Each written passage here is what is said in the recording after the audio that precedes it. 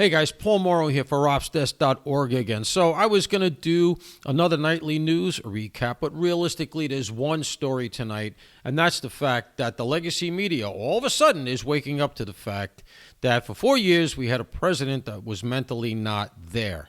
Now, where am I going with this? Because everybody is covering the story and everybody's advancing it the way that it should be. I want to go in a different direction. 2 years ago, Alvin Bragg here in New York City brought 34 counts, felony counts against Donald Trump, and they had to be felony counts because he had to get around the statute of limitations. It was a falsifying business records charge.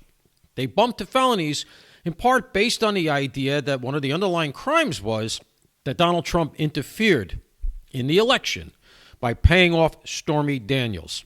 The theory was preposterous. It had never been tested. Everybody knows it was a sham, but it allowed the left to say, he's a convicted felon, he's a convicted felon. The left got what they wanted. All right. If that is election interference, paying off Stormy Daniels and allowing a falsifying business record, which was realistically an accounting case, to be bumped to a felony, then what can we say about the idea that we had a president who apparently had debilitating prostate cancer, advancing prostate cancer, and clearly was not mentally all there? And I don't know how it was missable, because going back to 2020, they wouldn't even let him out of the basement.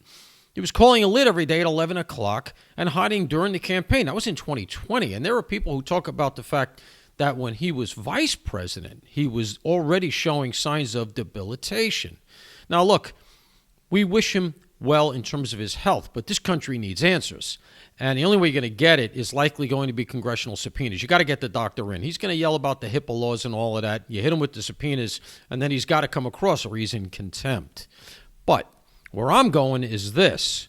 There could be criminal charges here, and it should be looked at. Because if Donald Trump was guilty of 34 felonies because he paid off Stormy Daniels, which none of us really believe, then what about the fact that they did this to us for 4 years? Paul Morrow for the Ops Desk.